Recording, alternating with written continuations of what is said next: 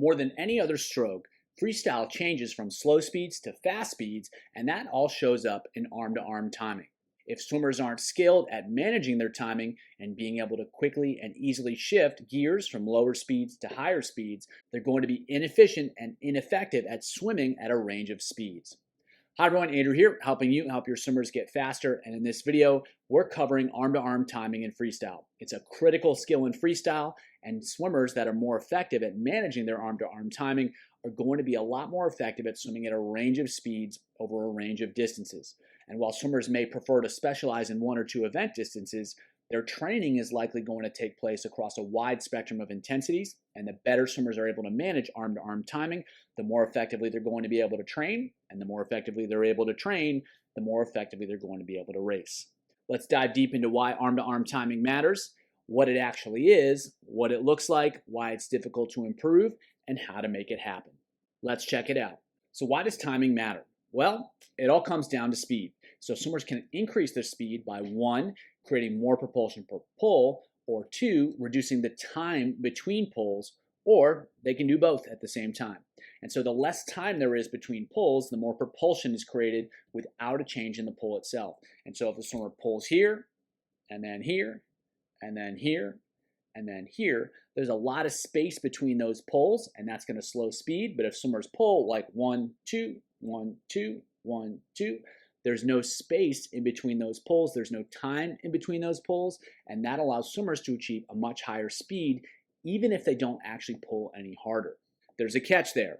If there's no space in between the pulls, that means there's a lot less recovery in between each pull, and each arm is going to be working in a much more continuous manner. The harder swimmers work, the more continuously they work. That means the more energy that's required, and therefore the less endurance they tend to have. And so it's a really powerful gear shift that can be used to create speed as opposed to, and in addition to, just trying to pull harder.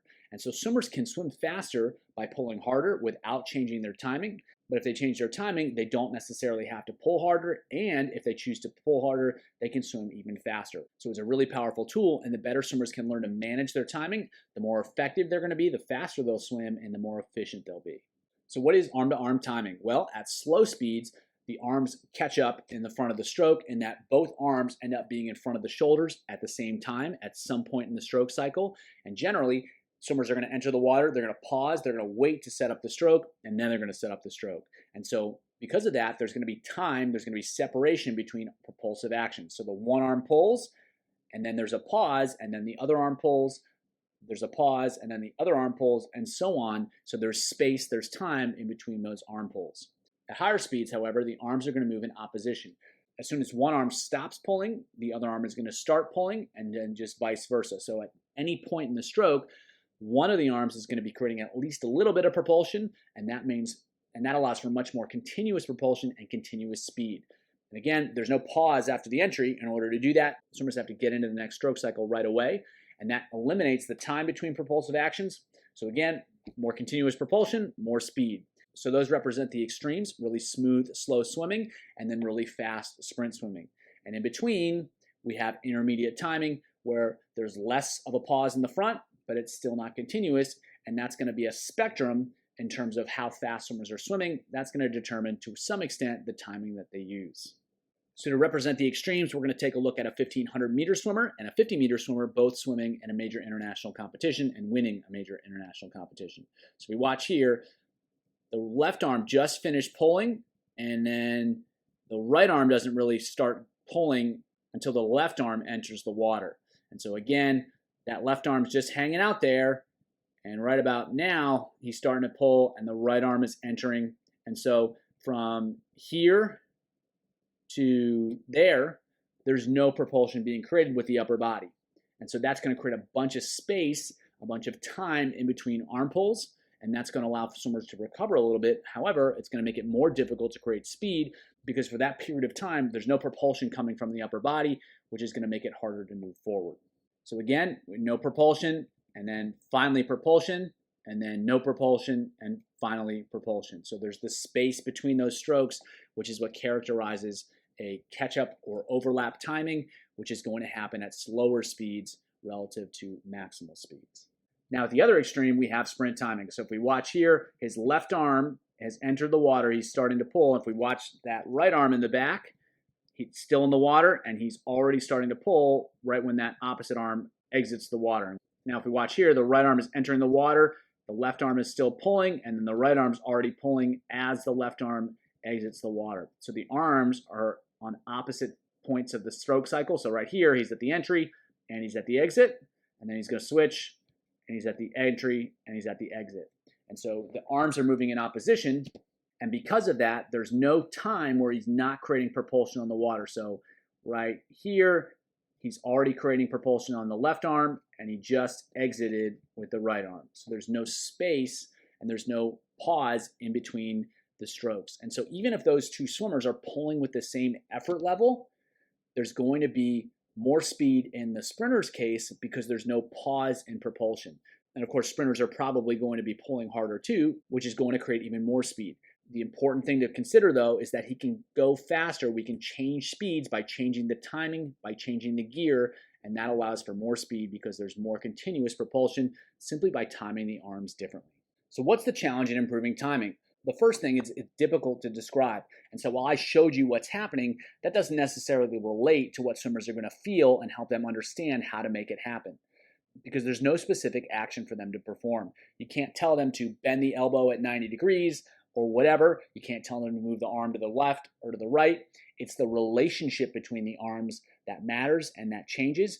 And that's not a specific position that swimmers have to get into or a specific thing that they have to do. It's the relationship that's important, and it's the relationship that changes when timing changes. To make things even more complicated, there's no perfect timing. Good timing is going to depend on the person and the situation, how fast they're going, how much fatigue they're experiencing, and so on. It's going to change a lot depending on who the swimmer is and what they're trying to do. Just looking back to those last two videos, both of those swimmers displayed excellent timing. They both won an Olympic gold medal, but the timing was clearly very different. And so swimmers have to learn the right timing for them in the right situation. And it's difficult as a coach to know exactly what that solution is going to be for them, let alone how to communicate what they need to do. Finally, most swimmers have a timing that they're most comfortable with. They struggle to lengthen it out, and they struggle to shrink it down. And while they may be able to make those changes, they don't do so with much efficiency. And that's one reason why you see distance swimmers that really struggle to sprint. They can move their arms faster, but they really struggle with the effective timing of it. And same thing with sprinters. They really struggle to lengthen things out and do so with efficiency. So you have swimmers that have a natural tendency, and it can be difficult to break them out of that. And that makes it very difficult for them to have flexible timing and effective timing across a bunch of different speeds. So how do we help swimmers develop more effective arm-to-arm timing in freestyle? Well, we're going to have to overcome the challenges that we just discussed. So we're going to have to help swimmers figure out how to develop flexible timing, and we're going to have to help them learn how to adapt their timing for the certain situations. More importantly, we're going to have to help them feel what's better timing and worse timing, and we're going to have to help them feel the difference between effective timing at a certain speed and effective timing at a different speed. Because swimmers are going to have to figure out the best timing for them, and they're going to have to learn how to be able to adjust that timing depending on the training task, depending on the race that they're trying to be successful in. So more than anything else, we're going to have to give them options. We're going to have to help them learn how to feel great timing, and then we're going to have to learn how to help them execute that great timing in more and more difficult situations. In most cases, the starting point for me is going to be underwater recovery freestyle. By recovering the arms underwater, it encourages swimmers to sync things up, to tie in the rotation timing and the arm timing, and to get things happening and get everything working together. Swimmers learn how to recover at the right time, they learn how to pull at the right time, and they can tie that all in with the rotation. So it's a really great baseline for effective timing before we start to manipulate that depending on how fast swimmers want to go. Once they get the hang of underwater recovery, you can start having them recover one arm over the water, one arm under the water, and so they start to get a feel for the overwater recovery and how that changes things a little bit. However, keeping one arm under the water allows them to maintain really good timing and synchrony between the shoulders, the rotation, and the arms. Then, once they get the hang of over-under freestyle, you can progress to regular freestyle. If swimmers struggle with this basic activity, there's not much point in trying to get them to learn how to adapt their timing for either sprint or endurance swimming. They've got to have this baseline, they've got to have this stability, and then from that point, we can start manipulating things, trying to help them learn how to go fast, how to swim long, using the strategies that follow. So underwater recovery is exactly what it sounds like. Swimmers going to recover the arms under the water, and they're going to switch them back and forth. And so the key idea here is that when they reach forward, they roll forward, and when they pull back, they roll back. And so if swimmers can understand that connection between the shoulders, the rotation, and the arms, they're going to have a good baseline for rotating effectively and for timing the strokes effectively. If the arms are moving independent of the body, it's going to be really difficult to get things locked in. So this can be a really effective starting point to help swimmers figure out how to time their freestyle well. And once they figure that out, they can start to transition to over-under recovery, where they recover one arm over the water, one arm under the water, and that can be really useful for helping transition to regular freestyle. The next strategy is to drill at the extremes of timing. And so if swimmers can execute the extremes of timing, they're usually able to fill in the details in the middle. And so they can swim with really long timing and really fast timing. Intermediate timing is usually not too much of a problem. And so we want to use drills that exaggerate extreme timing. So the first one is going to be alligator, where they swim with the head up, but the eyes are right at the surface of the water. And so to do that, swimmers aren't going to be able to pause in the front of the stroke, and they're going to have to be really good with rotating and driving the shoulders to help them get the arms out of the water and swing the arms forward. So when we watched our sprint freestyler earlier, you could see that he was very continuous with his arm motions and that there was really good shoulder drive. That's what the alligator exercise can do and can allow them to maintain really good fluidity by having the eyes at surface level as opposed to picking the head up high. It allows for a lot more rhythm, and it's a lot more similar to regular freestyle. However, by just having the head up a little bit, you get that better shoulder drive and you get a more immediate action when the arm enters the water. At the other extreme, you can use save, which is straight arm, breathe every stroke. And what they're going to do there is they're going to really exaggerate the rotation from side to side. That's going to be exaggerated with the breathing. By recovering the arm straight over the water, they're going to have to, again, really rotate a lot higher, a lot more. And so we're exaggerating the space in between the strokes. They're going to have to be patient in the front. They're going to have to wait for it with each stroke. And again, that helps them learn to create more space to really expand the stroke and take more time in between strokes. Once they get the hang of the drills, you start challenging them with speed, with stroke rate, with stroke count, and a lot of different ways to help them learn how to execute those drills in more difficult situations and with bigger challenges. So this is alligator, and he can actually have his head a little bit lower if he wanted to. The idea is that you're staying really low, just picking up the head a little bit so that the eyes are right at the level of the water, and that gives them a little bit more freedom to recover the arms and then get right on top of it without any pause in the front of the stroke. In contrast here with save, there's going to be a lot more patience in the front of the stroke. You can see the exaggerated rotation and getting a lot more range of motion, and that's ultimately what we're going to be looking for to exaggerate here. We want more space in the stroke. We definitely want overlap or catch-up timing in the front, and we want them to take a lot of time in between strokes and big pauses in between the pulls and a lot of space between the pulls. Next strategy for improving these skills is alternating speeds. And so we talked about speed is the biggest driver of timing. When swimmers move from a distance swim to a sprint swim, that's going to really facilitate differences in timing. So we can challenge them to control their timing by changing their speed. So we want to see, can they make adjustments? Can they shift gears? Can they shift gears effectively? Can they shift gears efficiently? Can they make big gear shifts? Can they make small gear shifts? So one, can they actually change their timing? That's going to be pretty important. If they can't do that, that's where we start. Two, can they shift gears effectively? Can they actually change speeds and do so by changing their timing? Can they change gears efficiently? So are they able to do it in a way that doesn't take a ton of energy? Can they create more speed just by changing the timing without having to try harder? And when they shift down, can they really reduce the energy demand of what they're trying to do? And so sometimes it's really difficult for swimmers to make big jumps in timing back to back. And then other times it's difficult for swimmers to make subtle changes. They can make big ones, but they can't make subtle ones. And likewise, other swimmers can make those small changes, but only within a narrow range. They can't make really big changes. And so by having swimmers use a lot of different speeds and alternate those speeds going faster or slower, descending or building, it's going to be a lot more effective at helping them learn how to manipulate and control their timing in order to create speed, in order to create speed efficiently. Next strategy is to have them create speed at various stroke counts. So by having swimmers swim at different stroke counts, they have to use a different timing to do so effectively. And by having swimmers create speed at various stroke counts, they have to learn to use that timing effectively. If they're taking 8 strokes per lap, they have to be able to create speed and use that timing well. If they're taking 12 strokes a lap, they need to be able to use that timing well and create speed.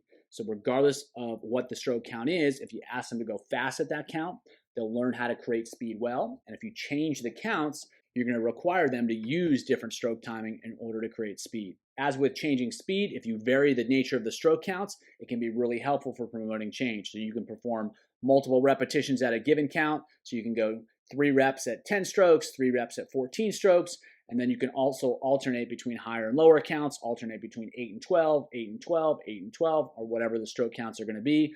You can increase the stroke count each rep. So we go 10, 11, 12, 13, 14, or we go 15, 14, 13, 12, 11, 10. And again, you can have them go at various speeds within those changes. So by having them use a lot of different stroke counts and asking them to perform at a lot of different stroke counts, we're going to help them become more flexible with their timing and, more importantly, be able to perform at different stroke timings. Just like with stroke counts, you can perform the same strategy with stroke rates. So if you have a tempo trainer, it can be really effective. You just set the rate, have them follow the beeps. So if you give them a really slow stroke rate, they're going to have to be really long and create a lot of space between strokes. If you give them a really fast stroke rate, the timing is going to be very different. And just as with stroke counts, you can challenge them to go fast at those different rates. If it's a really slow stroke rate and they got to create speed, that's going to take a different strategy than a really fast stroke rate and trying to create speed as well. So not only are they able to switch their timing, they're able to create speed at different stroke timings. And just as with stroke counts, you can vary the nature of the stroke rates. You can have them go multiple repetitions at a given rate. You can have them alternate between high rates and low rates. So for instance, you can have them alternate between a 100 stroke rate and a 1500 stroke rate and have them go back and forth. You can increase the stroke rate each rep, so faster and faster each rep, or you can have them decrease the rate each rep and go slower and slower each rep. There's lots of different ways to challenge them, and in every case, by changing the stroke rate, you're going to change their timing, and by asking them to swim fast at a given stroke rate, you're going to challenge their ability to use that stroke timing effectively. So when we've considered the different drills, we've considered the different ways to manipulate speed, stroke count, and stroke rate, and different variations within that, we've got a lot of different options. And so to help swimmers improve their timing, you want to use a lot of those options. So if they can execute great timing, they can switch it up in different contexts, and they can perform in different contexts, they're going to have control over what they can do. And if they have control over what they can do, they're going to be able to manage that in races a whole lot more effectively. And whether that's a race where they have to change timing, which is going to be any middle distance or distance event, or if it's a sprint where they have to learn how to maintain their timing, having that mastery, having that ability to manage timing in a lot of different situations and produce performance in those situations is going to be extremely valuable. And you don't just have to stick with those drills or those stroke rate, speed, or stroke count modifications. You can also add training aids into the mix, doing it with fins, with a buoy, etc. You can add resistance, so drag socks, stretch cords, parachutes, whatever, adding that into the mix, that's going to create another challenge. Different hand postures, so closed fist, holding a paddle upside down. All these different options can add variety, and the more variety there is, the more they can execute in different contexts, the more prepared they're going to be to execute in any context, and in particular, the contexts that matter in races. So this is a skill-based set. We're going to go 2 rounds through this. They're going to go 225s underwater recovery. Then they're going to go 625s. The odds are save. The evens are alligator. On the save, they're going to descend 1 to 3, so get faster. And on the alligator, they're actually going to get slower 1 to 3. Then they're going to go 450s freestyle. The odds are 25 as few strokes as possible, 25 build to fast. And the evens are 25 build to fast, 25 as few strokes as possible.